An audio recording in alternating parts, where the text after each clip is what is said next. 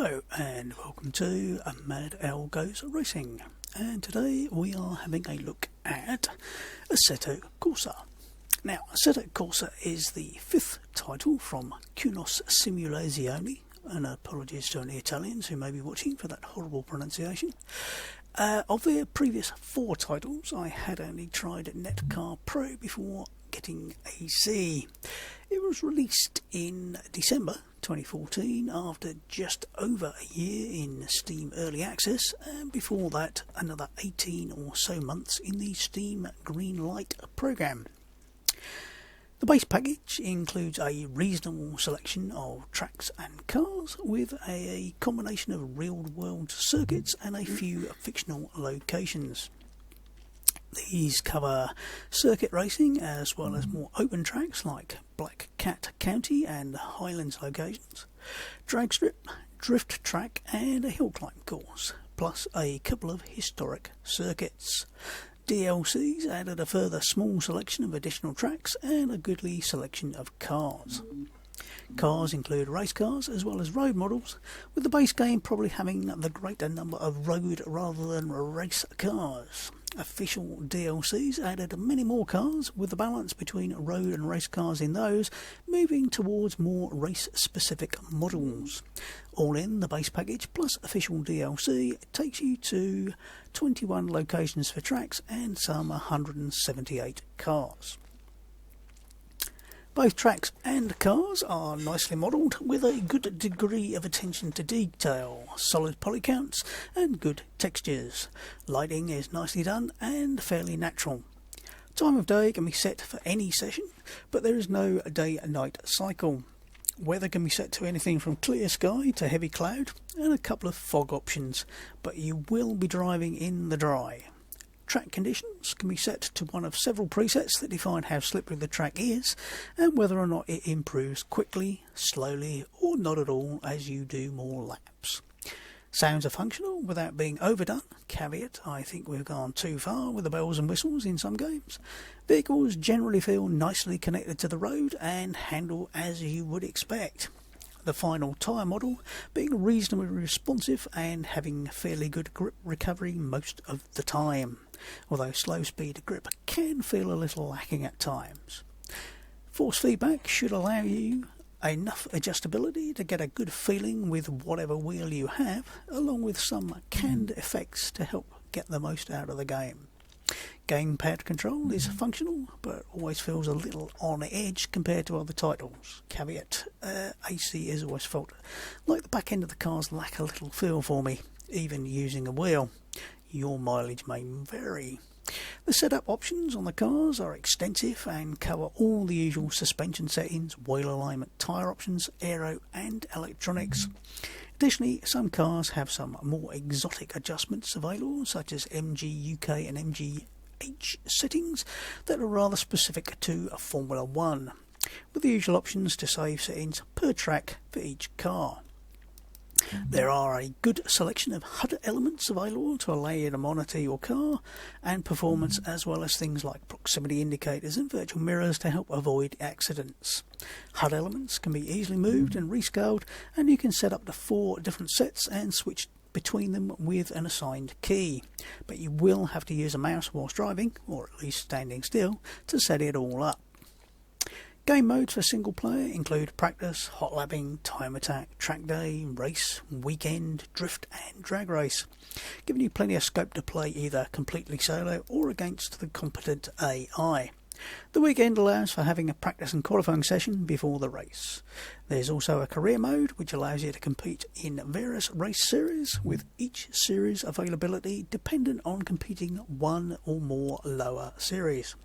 There are also a series of challenges, with each awarding gold, silver or bronze awards based on setting times or completing so many gates in time attack, etc. Additionally, you can create your own custom championships. There is, of course, the addition of multiplayer, so you can pit yourself against other real people, and if you want to run your own multiplayer server, it is a separate process and you will need to dive into Steam install to find it and run through some dedicated server hoops to set it up, although the UI for the settings is simple and reasonably intuitive. If you have a fairly low upload speed, I'll try and say that properly, on your internet, you may need to possibly pay for someone to host it for you. The UI does show you some numbers on expected upload speed for the amount of cars for each track. Now, the reason AC is so successful is down largely to the fact it is moddable. With more mods than you can shake a stick at, more cars, more tracks, shader patches, day-night cycles, HUD elements, you name it, there is probably a mod for it. Of course, that can lead to issues with trying to find a race at times due to you having to find the appropriate mod to match whatever is running, but that's the delight of mods. So, you want to race a Ford Transit around the Norge? Go for it. You can. You want to race lawnmowers? Go for it. You can. There are also a good selection of paid mods from the likes of Race Sim Studio. Caveat: other modders' content is available.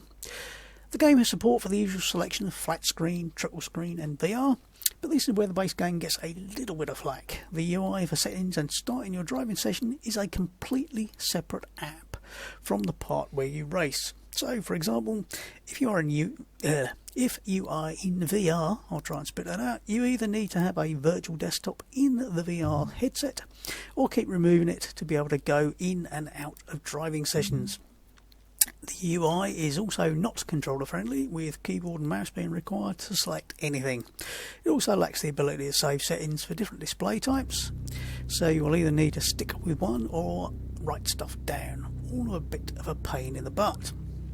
Now, before anybody gets the idea that the Kuno UI is terrible and game breaking, it's not, but it's also not the greatest. Luckily, the fact that it is a separate process and the driving part of the game is started from the UI, that means that some enterprising soul could in fact make a much better alternative. And that's exactly what has happened. Cue Content Manager. I will stick a link below. And it is, for many people, the saviour of AC. It gets around many of the shortcomings of the base UI. It also adds many features that make finding and installing mods a breeze. It even has the ability, when you find an interesting looking multiplayer game and you don't have the correct content, that it should, in most cases, be able to find that content for you and install it. You will probably require a login to the appropriate site to do so though. It tracks all your saved replays, your lap times and results. It allows you to save multiple setups for display settings, so getting around this swapping between flat screen and VR settings dilemma. It allows for saving multiple controller setups, so if you fancy a quick 5 minutes and don't want to plug in the wheel, just load up your gamepad settings and off you go. You can save specific car track mode settings as a preset.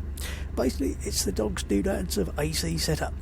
The one thing that doesn't change between the default launcher UI and the content manager is the fact it is still a separate process and it's all controlled via keyboard and mouse. So, the question is, should you buy AC? And the answer is a definite yes, especially if you can pick up the ultimate package, which is the base game plus all the DLC for the sort of silly money it currently is on Steam. That's under £8.50 or 86% off. Of course, you should also throw a few quid the way of the content manager creator too, although there is a free light version. I'd recommend spending a few quid to get the extras of the paid version. So there you have it. AC in a nutshell. Now, that's all for that, and I will catch you again in the future. Enjoy your racing. Goodbye.